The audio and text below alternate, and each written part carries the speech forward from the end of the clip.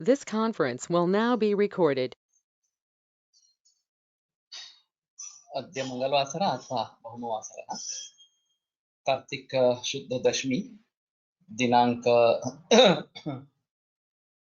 24 नवंबर 2020 चरक सूत्र स्थानाध्याय 27 तैलवर्ग शंखं चक्रं जलौकान् दधतमृतघटं चारुदोर्भिश्चतुर्भिः सूक्ष्मस्वच्छातिहृद्यां शुकपरिविलसन् मौलिमम्भोजनेत्रं कालाम्भोदोज्ज्वलाङ्गं कटितटविलसच्चारुपीताम्बराढ्यं वन्दे धन्वन्तरिं तन् निखिलकदवनप्रौढदावाग्निलीनं प्रौढदावाग्निलीलं ब्रह्मणो हि समारब्धा मात्रेयाद्येषु पूजिताम् अस्मदाचार्यपर्यन्तां वन्दे गुरुपरम्पराम् आयुर्वेदरतं वन्दे माधवाख्यं महागुरुम् आयुर्वेदामृतं सर्वं शिष्येभ्यो यः प्रदत्तवान् द्रष्टा ज्ञानी दृष्टकर्मा कृतकर्मा तथैव च अध्यापको विश्वश्रेष्ठो महान् संशोधकस्तथा गुणैरेतैः समुदितैः यत्कार्यं ततनोति सः समृद्ध्यर्थं हि कार्यस्य वयं प्रयतामहे सरस्वत्यै नमो यस्याः प्रसादात् पुण्यकर्मभिः बुद्धिदर्पणसङ्क्रान्तं जगदध्यक्षमीक्षते आत्रेयं प्रथमं वन्दे आयुर्वेदजगद्गुरुम् आयुर्वेदामृतं सर्वं गृहीत्वा हि सुरेश्वरात् अग्निवेशादिकेभ्यो यत्प्रयच्छत् मुनिसत्तमः प्रथमं तन्त्रकर्तारम् अग्निवेशं नमाम्यहम्।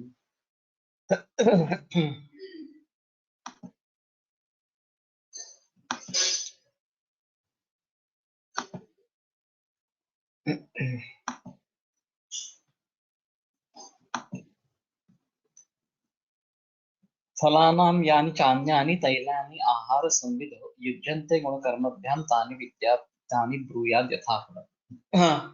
तर्हि यादृशानि फलानि तत्र विद्यन्ते तेषां यानि यानि गुणकर्माणि तान्येव तेषां तैलस्यापि अवगन्तव्यानि इति तत्र फलितार्थः। तर्हि इदानीं कानि तैलानि उपयुज्यन्ते इत्येतद्विषये विचारः अवश्यमेव करणीयः। एवञ्च तेषां निर्माणविधिरपि अवश्यमेव ज्ञातव्यः। नो चेत् किम् अस्माभिः उपयुज्यते तत् अस्माभिः न ज्ञायते, तस्य के परिणामाः इत्येतद्विषये अपि न किमपि ज्ञानं विद्यते इति महान् अयं जटिलः प्रश्नः। तो अभी जो बाजार में तेल उपलब्ध है वो किस प्रकार के हैं और उनके निर्माण का विधि क्या है इसके बारे में समझ लेना बहुत जरूरी है। और वैद्यों को भी इसके बारे में पता नहीं है, ये सबसे अहम चीज है। एक ब्रॉडली मैं बताता रहता हूँ कि रिफाइंड तेल का प्रयोग नहीं करना है। और फिर जो तेल मूल रूप से हमें मिलते हैं उसमें एक मूंगफली का तेल है, तिल का तेल है, सरसों का तेल है, या फिर कोकोनट इस प्रकार का तेल है। तो जहां जिस प्रकार के तेल का प्रचलन है वहां पे वही करते रहना ज्यादा बेहतर इस प्रकार का है। लेकिन उसमें रिफाइंड वैरायटी भी अभी आ गई है, वो प्रयोग में नहीं लानी है, ये एक सबसे अहम चीज है। और ये कॉटन का तेल, सोयाबीन का तेल, पाम ऑयल, इनका काफी ज्यादा प्रचलन समाज में है। और जैसे कि कल जिक्र किया गया था कि गवर्नमेंट ने ही अलाउ किया है 30-40%। तो इसलिए और 70% of the edible oil is imported to India. तो मेरे ख्याल में अभी इन सभी के बारे में जरूर सोचना होगा कि भारत क्या क्या चीजें इंपोर्ट करता है, भारत क्या क्या चीजें एक्सपोर्ट करता है। और जहां तक शक्य हो तो ये इंपोर्ट कम करते जाना है और एक्सपोर्ट जो है वो बढ़ाते जाना है, ये हमें करना चाहिए। तो इस प्रकार का ऑयल हो या जो पेट्रोलियम प्रोडक्ट्स, इसके बारे में भी हम अन्य देशों पर निर्भर इस प्रकार के हैं और उसमें काफी देश का पैसा खर्च हो जाता है। तो मैंने ये लॉकडाउन में स्वदेशी और पर्यावरण संवर्धक इस प्रकार की एक श्रृंखला चलाई थी ऑडियो में। और मैं सोचता हूँ कि वो प्रचलन मध्ये आहेत ते कितपत योग्य अच्छा नहीं है वास्तव में। केवल ये डायबिटीज के लिए अच्छा बताया गया है सुश्रुत में। तो कफ प्राधान्य अगर है तो इस प्रकार का दिवस का तेल अच्छा रहेगा, लेकिन बाकी लोगों के लिए, आम लोगों के लिए ये अच्छा नहीं है। तो आम लोगों के हिसाब से कोकोनट ऑयल या फिर तिल का तेल या अभी मूंगफली का तेल जो प्रचलन में आया है, ये बेहतर चॉइसेस है। उत्तर प्रदेश में ठंड ज्यादा है, वहां पे सरसों का तेल अच्छा रहेगा। और बाकी जो तेल है वो बाकी भी उसके उपयोग होते रहते हैं, सिर्फ मेडिसिन खाने के लिए ही प्रयोग नहीं होता है, बाकी चीजों के लिए भी प्रयोग उसका होता रहता है। तो हम सभी चीजों में हम स्वयं पूर्ण कैसे बने, इसके बारे में सोचना है। और ये करते वक्त पर्यावरण की हानि न हो, इसके बारे में भी सोचना है। अळशी सीड्स खाण्याच्या ओमेगा 3 आणि अँटीऑक्सिडंट म्हणून मुखवास म्हणून खातात हे चालेल। ये पूरा तरीका ही अलग है इस प्रकार से देखने का।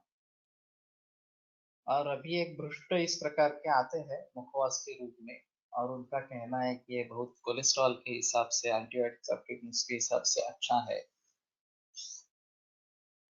तो इस तरीके से एक्चुअली अलग तरीके से सोचना के बारे में थोड़ा सा आवश्यक रहेगा।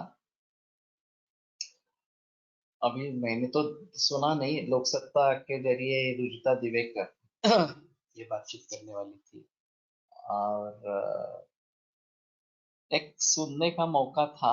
मालूम नहीं, थोड़ा उसका सारांश आ जाएगा। क्या रुजुता दिवेकर और ये दीक्षित, ये उनका काफी प्रचलन समाज में हो गया है, दो ही दफा खाना खाना और दो दो घंटे के बाद खाना खाते रहना, इस प्रकार का। तो इसके बारे में थोड़ा सोचना चाहिए, उनके विचार क्या है इसके बारे में थोड़ा सोचना चाहिए। और किन लोगों को उससे उससे फायदा हुआ है, किन लोगों को नहीं हुआ है, ये भी देखना जरूरी है। लाकडी घाण्याचे तेल वापरणे योग्य आहे का, ते योग्य पद्धतीने बनवतात का? इसमें दो है एक्चुअली, लाकडी घाणा ये एक ब्रांड भी है, और उसका लाकडी घाणे से कोई संबंध नहीं है, ये सिर्फ ब्रांड है। और इसमें एडल्ट्रेशन पाया गया था, उनको सजा भी हुई, लेकिन अभी फिर से उन्होंने जोरदार विज्ञापन करना शुरू कर दिया है। असल में अगर अच्छी तरीके से लकड़ी घाने से तेल निकालते हैं तो अच्छा है, उसमें कोई प्रॉब्लम नहीं है। और ग्रंथों में भी इस प्रकार के संदर्भ है। ये इस घाने में तेल चिपका हुआ रहता है, और उसको चक्र तेल कहते हैं। उसको उबाल के वो तेल निकाला जाए तो जा सकता है फिर से, और ये चक्र तेल बताया जाता है, इस सुश्रुत में इसका विधि है। और वो भी बाह्य उपयोग के लिए अच्छा है। हाँ, मैंने एक इस प्रकार का देखा था, मेरे ख्याल में कर्नाटक में मैंने कहीं देखा था ये। और प्रेस होता है इसमें, दो बड़ा लकड़ी का वजन होता है, और नीचे इसको प्रेस करते हैं तो तेल निकलता है, कोल्ड प्रेस इस प्रकार से। तो इस तरीके से करेंगे तो ज्यादा अच्छा इस प्रकार का रहेगा। लेकिन फिलहाल जिस तरीके से इसके बड़े बड़े कारखाने हैं, और वहां पे ये निकालते हैं, वो कैसे निकालते हैं ये एक बार देखना जरूरी होगा। और असल में जाकर देखे और क्या क्या होता है ये देखे तो अच्छा है। पोर्टेबल मशीन आहे तेल बनवण्याची, ती वापरावी का? पण त्यात लाकडी पार्ट नाही, स्टीलचे पार्ट आहे या। और उसकी कीमत भी काफी कम है, 22,000 ऐसी कुछ कीमत है। मैं भी सोच रहा हूँ परचेस करने के लिए। तो घर पे ही बनेगा और हमें उसके बारे में संदेह नहीं रहेगा। तो पुराने जमाने में इस प्रकार का होता था नहीं होता था ये मालूम नहीं है, जो स्टील से अभी बनता है इस प्रकार से। पुराने जमाने में शायद लकड़ी का ही प्रयोग होता था, ऐसा मुझे लगता है। तो ये थोड़ा देखना चाहिए। तो कहने का तात्पर्य अर्थ ये है कि बाजार में प्रचलन क्या है ये देखे, और इसके उत्पादन को बढ़ाने के लिए कैसे करेंगे ये थोड़ा सोचे। अभी हुआ है ऐसा कि खेती बिल्कुल भरोसे की नहीं रही, और ये सब नतीजा हाइब्रिडाइज सीड्स, केमिकल पेस्टिसाइड्स और फर्टिलाइजर्स इनके जरिए उत्पन्न हुआ। पहले तो उत्तम खेती, मध्यम व्यापार और कनिष्ठ नौकरी इस प्रकार के कहते थे। अभी व्यापार सबसे प्रथम इस प्रकार का है, फिर नौकरी है और अंत में खेती इस प्रकार की है। और जो केवल खेती पर निर्भर किसान है वो उसमें डूब जाते हैं। तो सुभाष पालेकर का जो कहना है कि zero budget farming, natural farming, ये सबसे अहम है। पुनरुष्णीकृत दोष if we use it.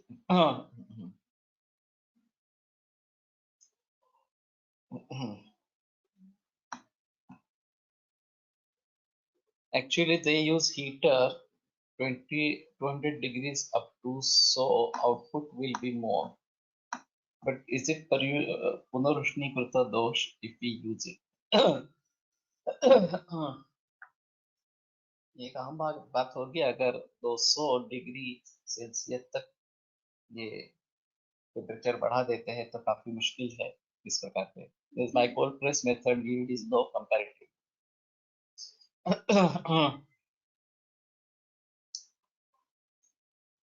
तो हमें स्वर्ण मध्य इस प्रकार का करना होगा। ये कितना घाटा होता है एक बार देखना पड़ेगा कि बाय कोल्ड प्रेस अगर हम करेंगे और जो तेल उसमें रह जाएगा, लकड़ी घाना का प्रयोग करेंगे तो चक्र तेल उसमें से निकाल के उसका कमर्शियली यूज करेंगे जैसे सुश्रुत ने बताया है। तो बेहतर चॉइस होगा। अगर ये जो पेंट उसमें से निकलती है वो भी बेची जाती है, उसमें अगर ऑयल कंटेंट ज्यादा रहता है और वो हमारे गायों को जाता है तो भी ठीक है, उसमें ज्यादा संदेह वाली इस प्रकार की बात नहीं है। तो थोड़ा सा देखना पड़ेगा। हाँ, कोल्ड प्रेस इज रिकमेंडेड। हाँ, 50%, सो 8% का डिफरेंस है। हाँ, और वो 8% जो है वो इसी में चला जाएगा, पेंट में ही चला जाएगा। तो अगर जानवरों को वो दिया जाता है तो ठीक है। तेल पुन्हा पुन्हा उष्ण करून वापरू नये असे आहे का? खोबरेल तेल तर हिवाळ्यात रोज गरम करून घ्यावे लागते, लेकिन वो टेम्परेचर बहुत ही कम रहता है। वो जो केवल पिघलाने के लिए करते हैं।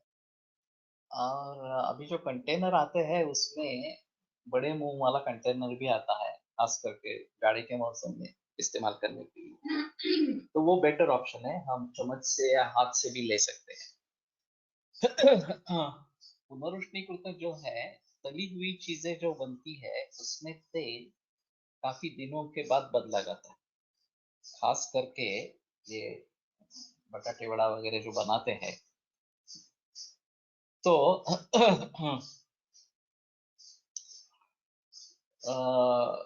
जब तेल कम हो जाता है तो उसी में दूसरा तेल डाल देते हैं, ऐसा करते रहते हैं, क्योंकि वह कंटिन्यूअस प्रोसेस इस प्रकार की रहती है। मैं जब बम्बई पुणे ट्रैवल करता था 80 से 90 तक, तो कल्याण स्टेशन पर मैं वो स्टॉल देखता था बटाटे वड़े का। और एक दफा में 30-35 बटाटे वड़ा निकालते थे और कंटिन्यूअस प्रोसेस रहती थी और कंटिन्यूअस लोग खाने वाले रहते थे। तो मुझे बड़ा आश्चर्य लगा, इतने बड़े पैमाने पर लोग इस प्रकार का सेवन करते रहते हैं। तो ये तेल कम हो जाता है तो उसमें और तेल डाल देते हैं। पहला तेल पूरा खत्म होने तक नहीं करते और अंत में तो ज्यादा तकलीफ इसमें हो जाती है। कमर्शियल नहीं है।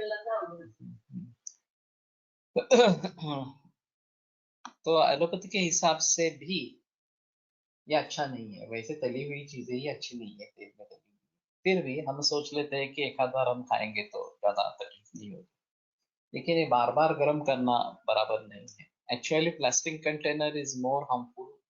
Loose oil to be stored in glass container, coconut oil. ये भी अजीब है थोड़ा सा। और प्लास्टिक ने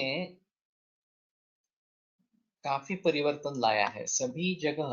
जहां जहां ग्लास इस्तेमाल होती थी वहां सभी अभी प्लास्टिक हो गया है। Wooden churner temperature around 50 degree, hot press temperature goes above 100 degree. Okay,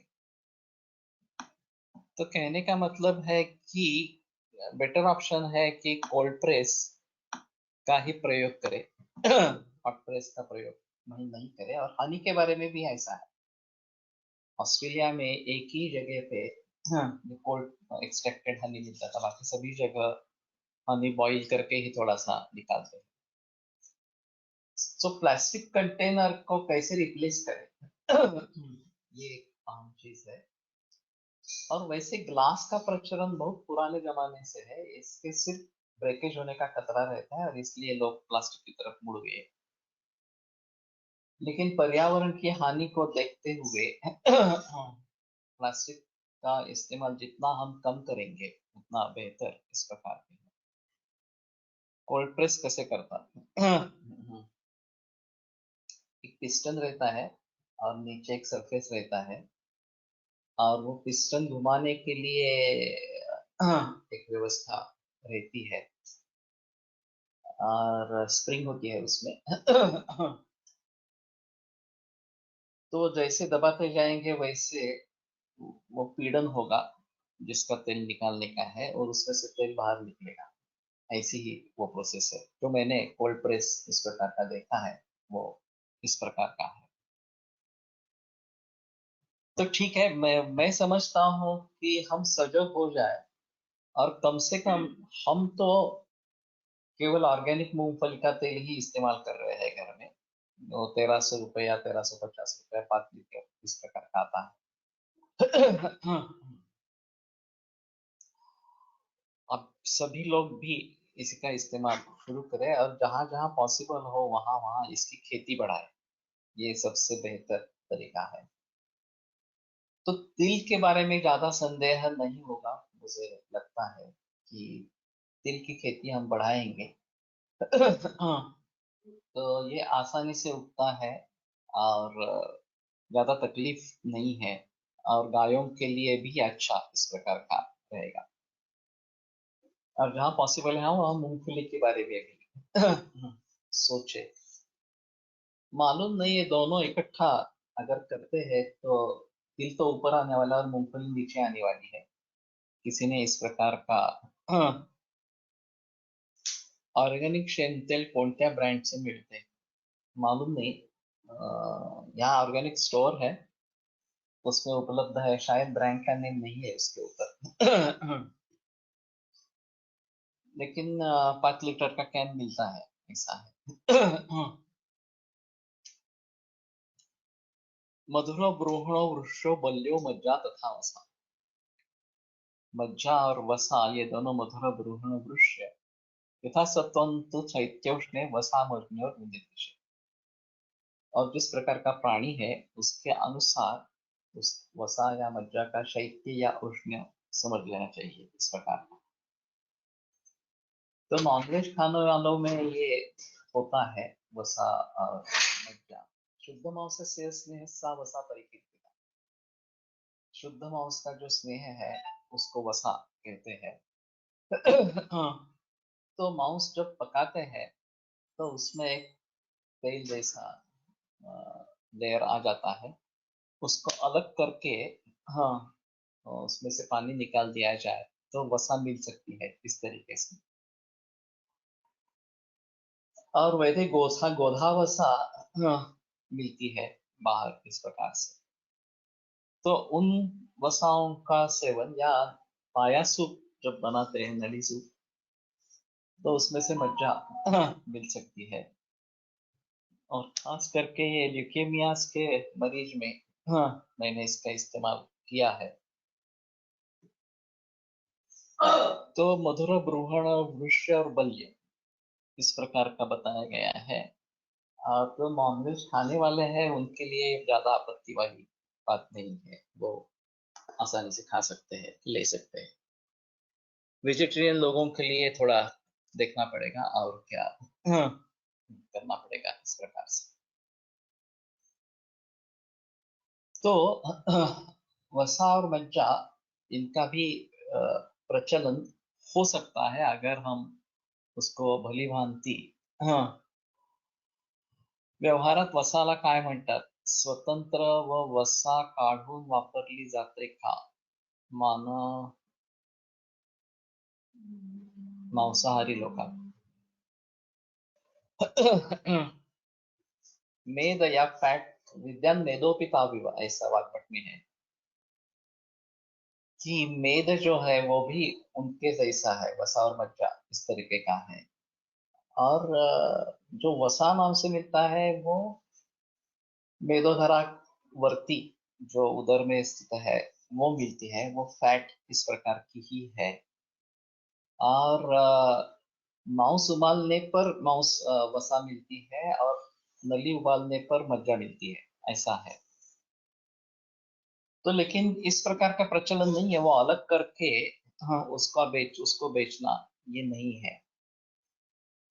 तो गोधा वसा जो फैट के स्वरूप में है वो ज्यादा इस्तेमाल में इस प्रकार के है।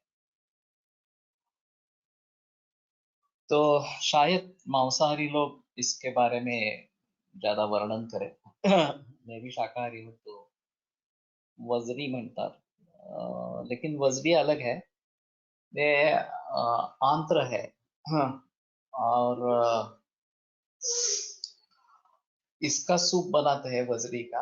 हाँ, और यगो जोशी सर इसका सूप किडनी फेलियर में प्रयोग करते हैं, मैंने भी कुछ लोगों में किया है। तो वजरी अलग है, ये वसा ही बोलते हैं या मेद बोलते हैं। और पक्वाशय के तास तत्र नाड्य मूत्र वाहस्तु यहाँ, तो हमारे हिसाब में मूत्र की निर्मिति पक्वाशय में ही होती है। तो किडनी फेलियर पेशेंट्स में योगो जोशी इसमें सूप का प्रयोग करते हैं। और उनका कहना है कि बहुत बड़ी मात्रा में मूत्र की उत्पत्ति होती रहती है, मूत्र बढ़ जाता है इस प्रकार का। अंतरा से बस्ती से मटन अस्ते, यस वही वही मैं बता रहा हूँ कि वो आंत्र है। और बस्ती का तो मुझे मालूम नहीं है कि इस प्रकार के ब्लैडर का भी सूप बनाते हैं। मैंने इसके बस्ती भी दिए हैं, लेकिन मुझे ज्यादा परिणाम नहीं दिए हैं वास्तव में। वास्तव में थोड़ा सा ऐसा रहेगा कि लाइफस्टाइल को पूरी तरीके से देखना और लाइफस्टाइल में परिवर्तन लाना ये जरुरी आहे। खूप जाड असते, शिजवायला खूपच वेळ लागतो। ओके, शिजवायला खूपच वेळ लागतो। फाइन, सर्वच अंग मिळतात का असे? हाँ, सभी मिलते हैं और सभी खाए भी जाते हैं। इस प्रकार से। तो बुध वगैरह भी मिलते हैं, वो भी खाने वाले लोग हैं इस प्रकार से। तो यकृत है, हृदय है या फुफ्फुस है वगैरह वगैरह, क्योंकि उनके हिसाब से क्या एक बार कट करने पे जो भी मिलेगा वो दिया जाएगा, बेचा जाएगा, इस प्रकार से है। तो बाकी के बारे में पता नहीं है। और इसमें एक थोड़ा गुरु लाघव के बारे में आगे विचार आया है, अंगों का गुरु लघुत्व किस प्रकार सा है, इस प्रकार से। स्नेहनम दीपनम वृक्षम उष्णम वात कफापहम विपाके मधुरम हृदयम रोचनम विश्वविश। तब ये तेल से हरित वर्ग जो है उसके ऊपर उतर आए हैं। सस्नेह दीपन वृष्य उष्ण वात कफापह विपाके मधुर हृदय रोचन, ये विश्व भेषज है। और विश्व भेषज नाम से ये पूरे विश्व में पाया जाता है, पूरे विश्व का भेषज है, ये सही है। कहीं भी आप जाओ आपको विश्व भेषज या शुंठी मिलेगी ही, इस प्रकार से। तो काफी अच्छे गुण है। हाँ, पाचन भी अच्छा है, दीपन कहा गया है लेकिन पाचन भी अच्छा है।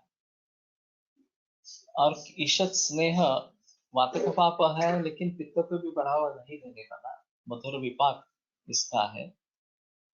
और रोचन है, हृदय है। हाँ, तो हाँ, हाँ, इसको प्रचलन में लाना विश्व को।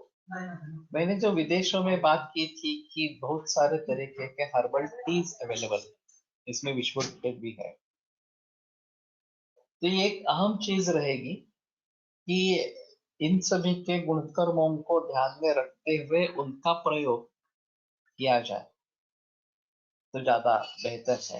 हाँ, क्योंकि ये हर्बल टी जो है वो टी जैसे मानते हैं, उसको मेडिसिन नहीं मानते हैं, तो ये वहां के एफडीए के बंधन में ये नहीं आते। तो हम आसानी से प्रिस्क्राइब कर सकते हैं, मिल भी सकते हैं, उसमें कोई प्रॉब्लम नहीं है। तो जिंजर टी, हाँ, जिंजर टी यानी कि सिर्फ जिंजर, बाकी चाय नहीं है इसमें। और डिप डिप इस प्रकार से मेथड से हो जाते हैं। तो ये सबसे बेहतर तरीका है विदेशों में प्रैक्टिस करने के लिए। ऐसे मिंट टी है, तुलसी टी है वगैरह वगैरह, बहुत सारे सिनेमन टी है वगैरह वगैरह। विश्व भेषज असा उल्लेख येतो तेव्हा सुंठ अपेक्षित असते की आर्द्र। जनरली विश्व भेषज आता है तो सुंठ अपेक्षित रहती है।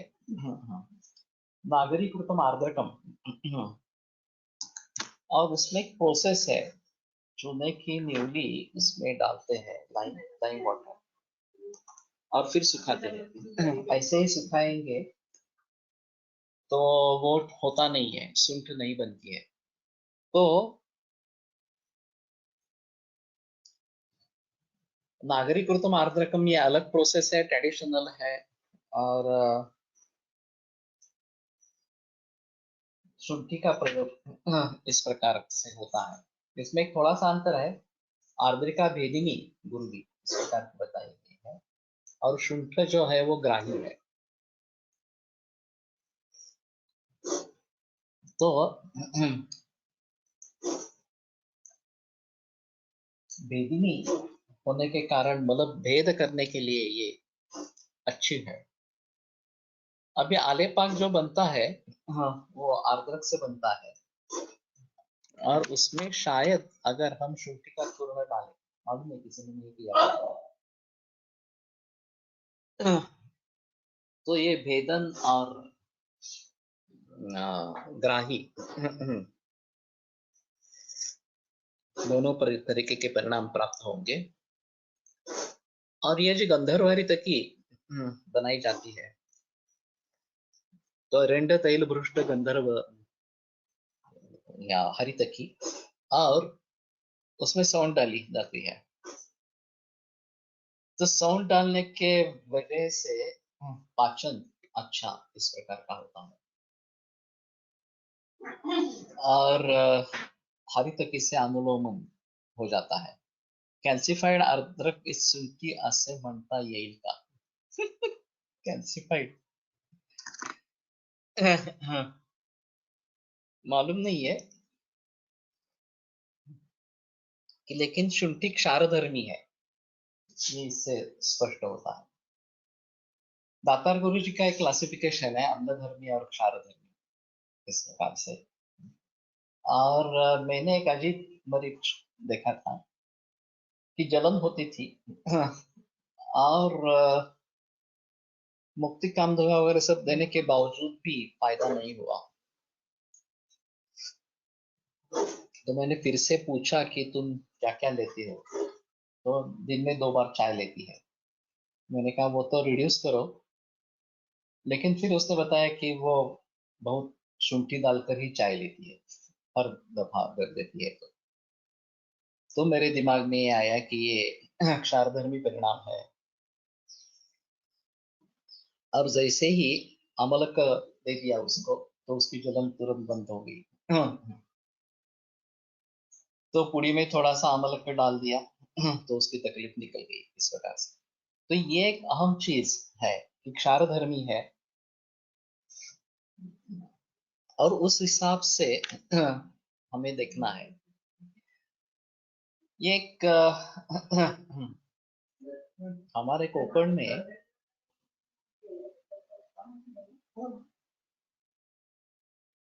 पानी जो है वो अम्लधर्मी है, और सॉइल जो है, जमीन जो है, वो न्यूट्रल है. या ऐसा क्यों है मालूम नहीं मुझे. तो अदरक क्षारधर्मी है, तो उस सॉइल में अदरक कैसा आएगा? सॉइल तो न्यूट्रल है, उसमें प्रॉब्लम नहीं है, लेकिन जो पानी है वो 5 5.5 इस प्रकार का पीएच है उसका, तो अम्लधर्मी नहीं है इस प्रकार से. तो उसके बारे में थोड़ा देखना पड़ेगा. और उस पानी को देखकर सुझाव मिला कि नींबू अच्छा आएगा, कि ये अम्लधर्मी पानी जल है, तो नींबू अच्छा आएगा. लेकिन वैसे हम सूरण और रताला, ये स्वीट पोटैटो, इसका भी प्रयोग करने वाले हैं. आर्द्रक कल्प करून त्यात हेमगर्भ सूक्ष्म करून प्रत्येक अवस्थेमध्ये पुडी चघळण्यास देणे सोयीचे होईल. तोंडात बोटाने चाटवण्यासाठी नातेवाईक उत्सुक नसतात. ओके, ये ठीक है. कर सकते हैं. हृदय भी है वैसे.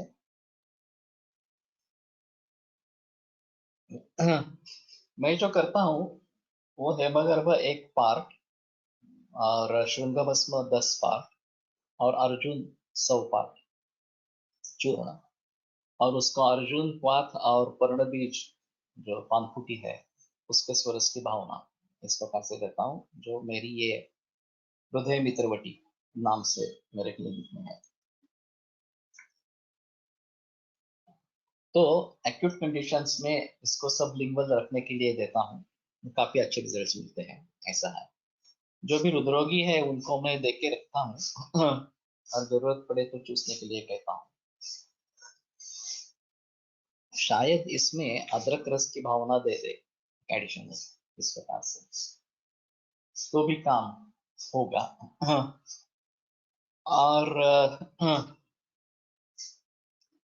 थोड़ा गुड़ भी डाल सकते हैं, लेकिन ऐसा है कि टिकने का सवाल रहेगा शक्कर या गुड़ डालने के बाद. अभी ये इसमें टिकने में कोई प्रॉब्लम नहीं है.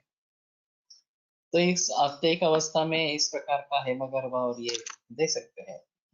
और पैलेटेबल भी रहेगा.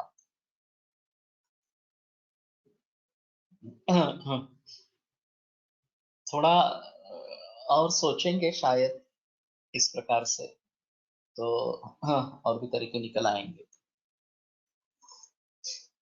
लेकिन जहां एलोपैथी में सॉर्बिट्रेट का प्रयोग होता रहता है इमरजेंसी के लिए, वो भी इस तरीके से हम कर सकते हैं. और विलास नांदल सर ने एक मरीज को सिर्फ हींगू दिया था। हाँ, और उससे भी उसकी जान बच गई थी। और हाँ, फिर सुबह पता चला कि वो हार्ट अटैक था, इस प्रकार से। तो हींगू भी अच्छा है, खास करके जब सीवियर पेन है तो एक अच्छा है। हेमगर्भ बिच फार्मा, वो तो मेरे पास था घर पे। एक पुराने वैद्य से मिला था, वो बहुत ही बढ़िया है। अभी पुनर्वसु बनाता है मगर तो बेटर ऑप्शन हो रहे हैं। हींगो भी कम मात्रा में ही है, एक मूंगफली, मूंगफली नहीं, मूंग जितना ले लेंगे तो भी चलता है। और उसके साथ अगर अजवाइन और लवण इस प्रकार का देते हैं हींगू के साथ, ज्यादातर इनका निदान हमारे हिसाब में उदावरत होता है। और उदावरत के जरिए हार्ट अटैक भी हो सकता है, ऐसा है। तो वायु का अनुलोमन हो जाए तो हार्ट अटैक से बच सकते हैं, ऐसा है। तो इसमें काफी चीजें हैं। हेमगर्भ ऐसे ही दे सकते हैं, त्रैलोक्य चिंतामणि दे सकते हैं, बृहत्वा चिंतामणि दे सकते हैं, स्वर्ण सूक्ष्मकर दे सकते हैं। जो भी आपके हाथ में आया वो दे दो। सिर्फ ये अदरक का जूस जूस और शहद, इसके साथ थोड़ा थोड़ा थोड़ा थोड़ा देते रहना, ये ज्यादा अच्छा इस प्रकार का है। तो लघुसूचक आम्लपित्तात आम्लधर्मी प्रकृतीमध्ये द्यावी असे दातारशास्त्री सांगतात। ये सही है। सो अम्लधर्मी अगर है तो इसको क्षार पाचन करने वाला, या उसका माधुर्य भाव निर्माण करने वाला, इस प्रकार का है। तो लघुसूचकर में ये नागवल्ली स्वरस की भावना है, गिरीश तो है लेकिन नागवल्ली स्वरस की भावना है, शुंठी है। तो इसको भली भांति अगर प्रयोग करेंगे तो ज्यादा अच्छा रहेगा। द्रव्य क्षार धर्मी आहे का आम्ल धर्मी आहे हे कसे ओळखायचे?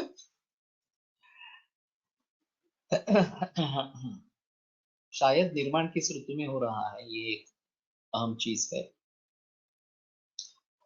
और उसके परिणाम अभी तक ये मालूम नहीं है कि अम्ल के गुणधर्म तो ग्रंथ में बताए गए हैं, अम्ल रस के गुणधर्म जो है, वैसे क्षार धर्म के बारे में बताया नहीं गया है। तो उसके आधार पर कुछ डिसाइड कर सकते हैं। हाँ, और रस क्या है, ये एक अहम चीज है। अगर अम्ल रस है तो वो अम्लधर्मी होने के चांसेस बहुत ज्यादा इस प्रकार के रहेंगे। सिर्फ अम्ल रस है या अम्ल प्राधान्य है, जैसे कि आंवला है, तो उसके बारे में थोड़ा सोचना पड़ेगा। और आंवले के साथ ये पलाश क्षार का प्रयोग रसायन में जो आया है, वो शायद उसकी अम्लता को न्यूट्रलाइज करना और फिर भी रसायन गुणधर्म वैसे ही पाना, इस हिसाब से होगा। उत्ते रस क्षारधर्मी ऐसा नहीं बता सकते क्षारधर्मी कौन से रस है, इस प्रकार से क्षार ये एक अलग चीज है वास्तव में। कट्टू लवण ये ज्यादा क्षारधर्मी होने की संभावना है। हाँ, वैसे समुंदर जो है, समुद्र का पानी जो है वो क्षारधर्मी इस प्रकार का है। लेकिन वो त्रिदोष कारक है, उसका उस ढंग से इस्तेमाल नहीं होता। और जब किसी वस्तु को हम दग्ध कर देते हैं तो वो क्षारधर्मी हो जाता है। क्षार बनाने की जो विधि है, उसमें पूरे प्लांट को जला देते हैं और फिर पानी में वो पिघल जाए, वो पान उसमें से क्षार अलग कर ले, तो वो क्षारधर्मी हो जाता है, क्षार हो जाता है। तो किसी भी चीज को जलाएंगे तो इस प्रकार का क्षार बनता रहेगा। और समुंदर ऐसे ही वड़वानल से उत्पन्न इस प्रकार का होने के कारण क्षारधर्मी इस प्रकार का। तो उसके बारे में थोड़ा सा देखना पड़ेगा। और मछली वगैरह जो समुद्री जीव है वो किस प्रकार के हैं, ये थोड़ा देखना पड़ेगा। शायद वो क्षारधर्मी होने की संभावना रहेगी। अभी मुझे भी पता नहीं है कि इस प्रकार से मत्स्य के बारे में सोचा गया है या नहीं गया है। Three bhavanas of Shuntikvata given in Panchabhautika Laghusucheka.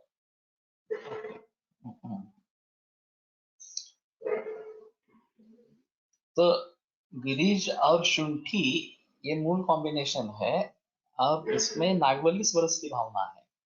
अगर दातार गुरु जी ने कुछ परिवर्तन करके उसमें शुंठीक्वात की भी भावना दी है तो उसके बारे में थोड़ा सोचना पड़ेगा। उन्होंने कई पार्ट इस प्रकार से बदल दिए हैं, ऐसा है। अलीकडची एक केस आहे। पुरशूल श्वासकष्टता होती, महालक्ष्मी विलास ब्रुवाची अन्य वातानुकूलन एक्सेट्रा दिले, 24 तासात रुग्ण स्थिर झाला. नंतर रुग्ण कार्डिओलॉजिस्टकडे पाठवला, ईसीजी केला तर सिव्हिअर इन्फार्क्ट आहे, फारसे काही होणार नाही असे नातेवाईकांना बोलावून घ्या असं सांगितले. आयसीयू मध्ये पण आपलीच आरएक्स चालू होती. 8 दिवसांनी डिस्चार्ज झाला, सध्या रुग्ण चांगला आहे. तो ये तो अच्छी बात है, बहुत बढ़िया बात है। और इस प्रकार के अनुभव बढ़ते रहना चाहिए। और मैंने भी 5 मायोकार्डियल इंफार्क्शंस के पेशेंट्स ट्रीट किए हैं, एक्यूट कंडीशंस में ट्रीट किए हैं। तो ये होता है।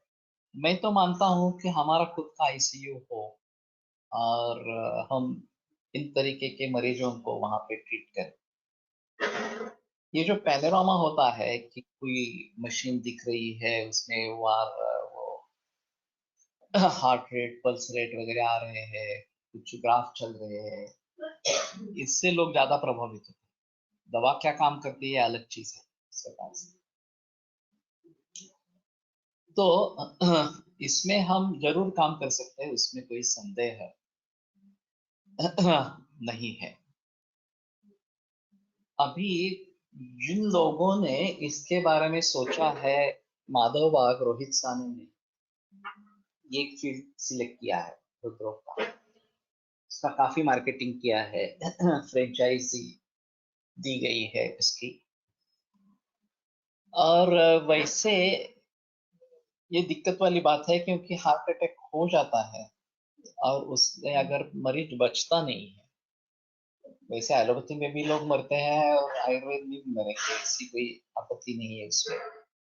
अगर बिल्कुल ही क्रिटिकल कंडीशन हो तो बचने के चांसेस कम रहते हैं इस प्रकार से। फिर भी हम उनसे ज्यादा अच्छा काम कर दिखा सकते हैं, ये सही है। हिंगू दुरुत्तर चूर्ण या अवस्थित लाभदायी उदावर्त तजन्य हृदरोग। हिंगू दुरुत्तर, हिंगू त्रिगुण तो मालूम है, हिंगू दुरुत्तर मालूम नहीं है। या हिंगू वचादी का पार्ट बता रहे हो। हिंगू वचादी भी अच्छा है इसमें। तो माधव बाग ने इसके ऊपर जिक्र किया है, फ्रेंचाइजी दी है और काफी प्रचलन पूरे महाराष्ट्र में उसका है। अनिल पाटिल वैदिक और में ज्यादा संबंध इनफर्टिलिटी पर फोकस किया है और वो भी सक्सेसफुल ही, वो अच्छा दी ऑल्सो गुड या। तो ये इनफर्टिलिटी का उन्होंने ज्यादा पकड़ लिया है, बाकी भी लोग उनको करते रहते हैं और उनकी भी फ्रेंचाइजी रहती है इस प्रकार से। और तीसरे जो है वो दिल्ली वाले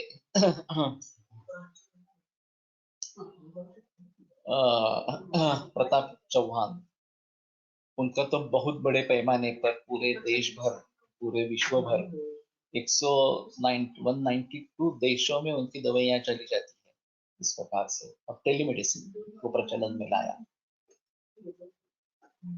तो ये एक अलग तरीका है, लेकिन कहने का तात्पर्य आता है कि लोगों को जरूरत है, लोग चाहते हैं, हम किस तरीके से लोगों तक पहुंचते हैं, ये एक अहम चीज इस प्रकार की रहेगी। और महाराष्ट्र में भी उनकी कई शाखाएं हैं और 20-20 लोग काम करते हैं 8-8 घंटा और 25,000 रुपये पेमेंट देते हैं हर व्यक्ति को। तो उनको मुनाफा कितना मिलता होगा ये सोचने की बात है। इस प्रकार से येथे पूर्ण ॲलोपॅथी करणाऱ्या एका BAMS डॉक्टरने माधवबागची शाखा सुरू केली आहे. ओके. तो ऐसा है ना कि लोगों में डर किस बात का है, ये लोग समझ लेते हैं।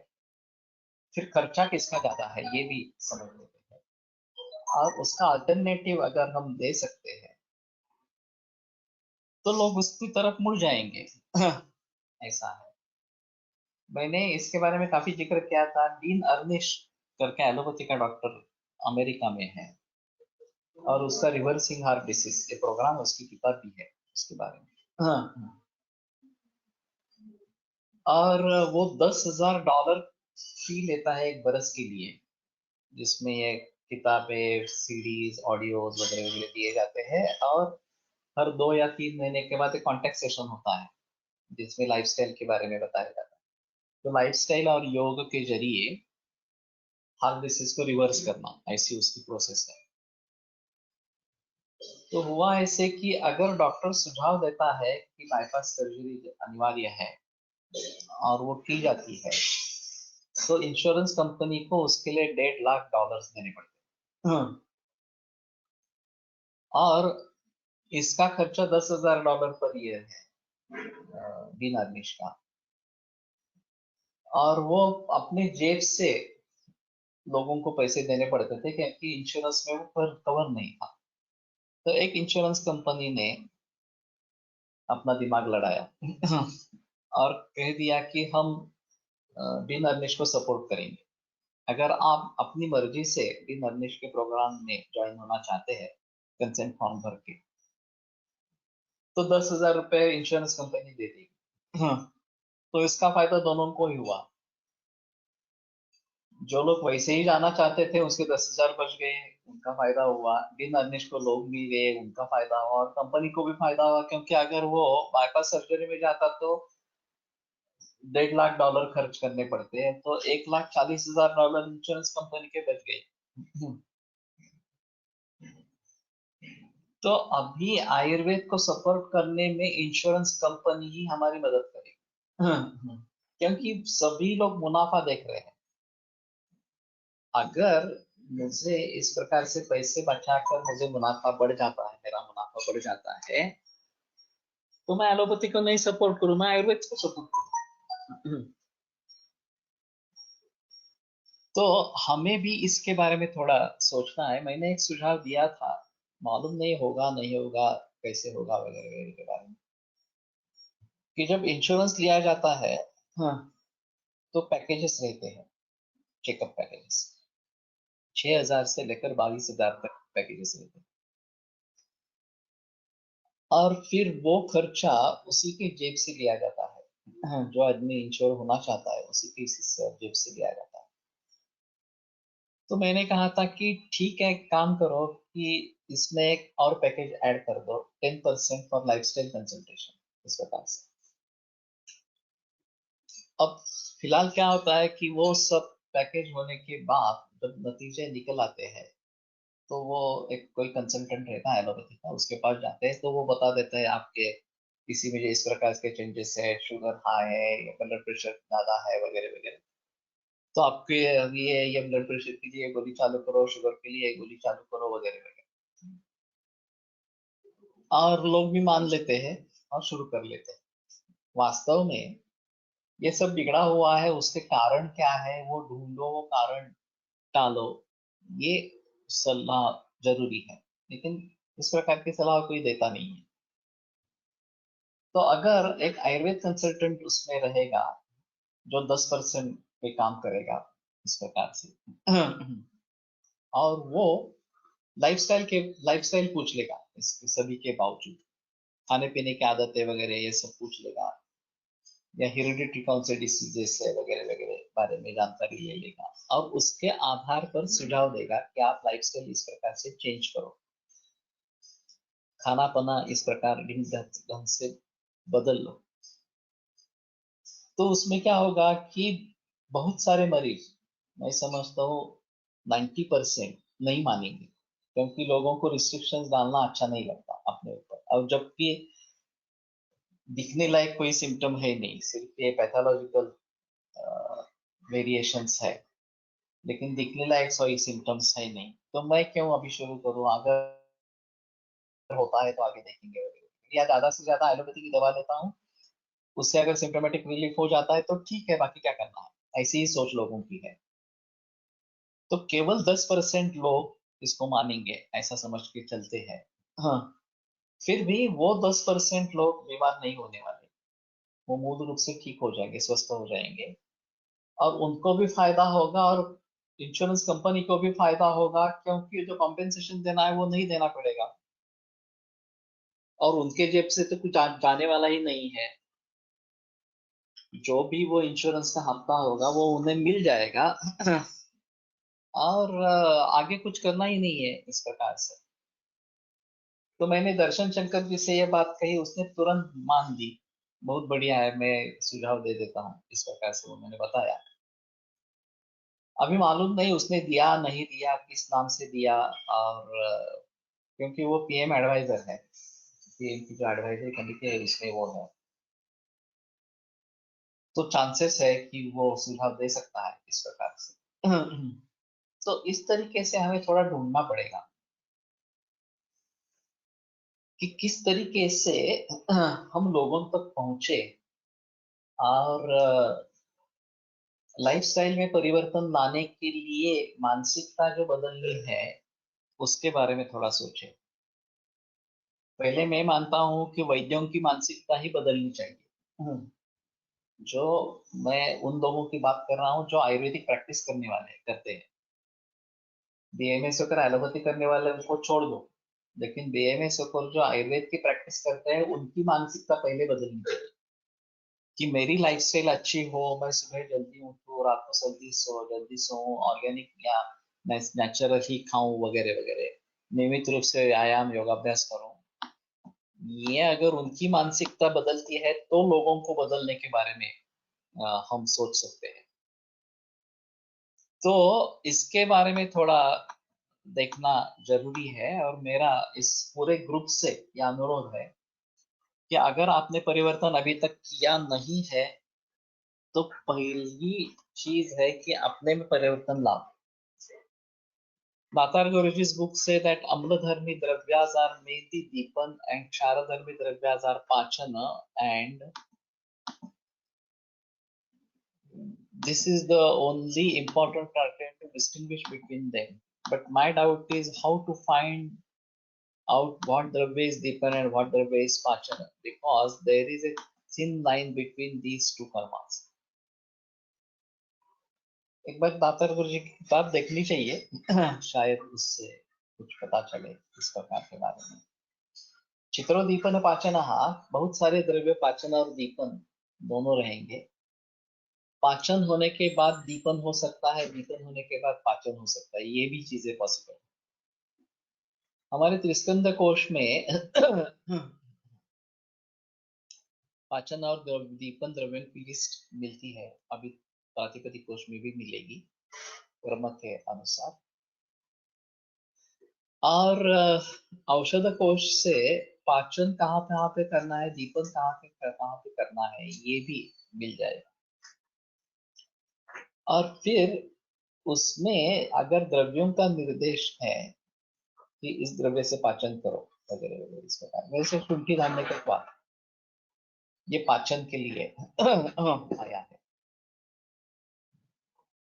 तो दीपन शुंठी बताई गई है, लेकिन जो आया है वो पाचन के हिसाब से इस प्रकार से आया। तो उन द्रव्यों के आधार पर ये क्षामधर्मी है, ये क्षारधर्मी है, इसके बारे में थोड़ा सा सोच सकते हैं। और मेरे ख्याल में ये काफी व्यापक विषय है, अम्लधर्मी और क्षारधर्मी, जिसका ज्यादा बहस ग्रंथों में नहीं है। सिर्फ एक क्षार चिकित्सा जब प्रयुक्त की जाती है, पानीय क्षार का प्रयोग हो या बाह्योपयोग क्षार का, किया जा सकता है। और वैसे अम्ल द्रव्य काफी है जिनका प्रचलन काफी है, और कई जगह हम अम्ल और क्षार दोनों द्रव्यों का इस्तेमाल किया दिखाई देगा। तो इसके अंदर कहाँ से प्राप्त कर सकते हैं, अभी तो अवेलेबल है ही नहीं बिल्कुल।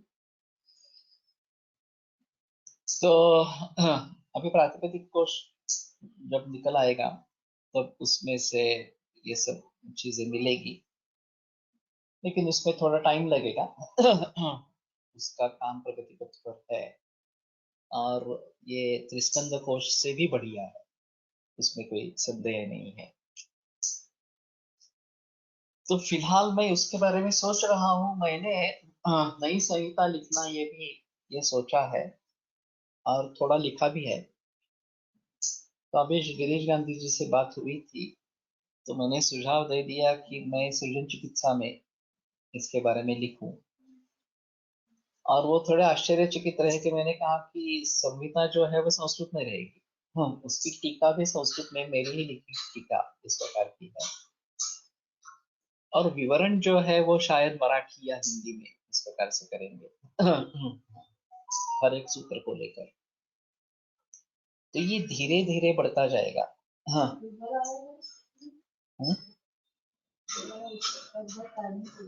धीरे धीरे बढ़ता जाएगा, ताकि जब मैं पूरी तरीके से इसमें जुड़ जाऊंगा तो ज्यादा तकलीफ वाली बात नहीं होगी, और लोगों के सुझाव भी आते रहेंगे कि इसमें क्या चाहते हैं वगैरह वगैरह इस प्रकार से,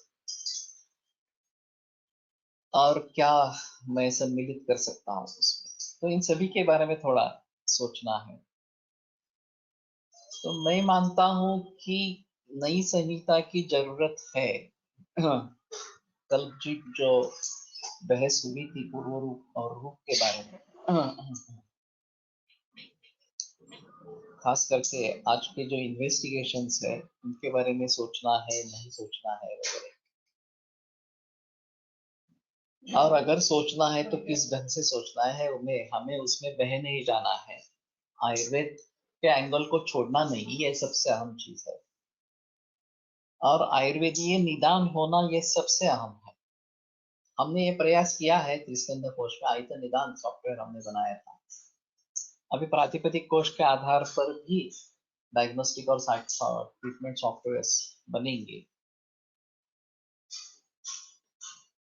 तो मैंने सुझाव दिया था उसमें कि टेक्नोलॉजी का हम इस्तेमाल करें। वासुदेव हाँ, नंबूतिरी इससे सहमत नहीं हुए। ठीक है, लेकिन मैं मानता हूं कि टेक्नोलॉजी से हम आगे बढ़ सकेंगे। ये इंफॉर्मेशन टेक्नोलॉजी का इस्तेमाल आयुर्वेद के लिए करेंगे, डायग्नोस्टिक सॉफ्टवेयर के जरिए, ट्रीटमेंट सॉफ्टवेयर के लिए, जहाँ डिसीजन सपोर्ट सिस्टम इस प्रकार की रहेगी, और आर्टिफिशियल इंटेलिजेंस का प्रयोग इसमें होगा, ताकि हम नतीजे पे जल्दी पहुंचे इस प्रकार से। लेकिन ठीक है, मैं समझता हूँ कि जब ये मार्केट में आएगा तब लोग उसको भली भांति समझ पाएंगे, और जब उसका प्रयोग करने लगेंगे तब समझ पाएंगे। जब तक ये नहीं होता है तब तक लोगों के बारे में मन में संदेह रहेगा, ये काम करेगा नहीं करेगा, कैसे करेगा वगैरह बारे में। लेकिन मुझे तो पूरा विश्वास है कि ये यशस्वी होगा इस प्रकार से। तो सोच रहा हूँ कि धीरे धीरे ये सृजन चिकित्सा में लिखना शुरू करूँ, और शायद हिंदी में विवरण करूँ पहले। मराठी में वैसे भी करना आसान है, ज्यादा तकलीफ वाली बात नहीं है, तो पूरे देश भर में चला जाएगा। अभी मालूम नहीं है सृजन चिकित्सा का डिस्ट्रीब्यूशन कहाँ कहाँ पे कितना है। लेकिन 80% मराठी ही है, ऐसा मुझे बोला था। आर्टिकल्स भी 80% मराठी में ही रहते हैं इस प्रकार से। तो ठीक है, उसके बारे में थोड़ा अलग से सोचेंगे। तो आज यहीं पे रुकते हैं और कल फिर आगे बढ़ेंगे। आयुर्वेद प्रकांडो निगदित इह हि शल्यतंत्र प्रधानः शिष्येभ्यः शाश्वतोऽयं निखिलजनकृपा व्याप्तचित्तेन येन आयुर्वेदस्य वाञ्छन् पुनरपि भुवने तां च सुष्ठु प्रतिष्ठां श्रेष्ठं धन्वन्तरिं तं प्रणमति च सदा वैद्यवर्गो हि नूनम् वैद्यवर्गो हि नूनम्। विरम्यते व्याख्यानव्यापारात्। श्वः पुनरपि मिलिष्यामः।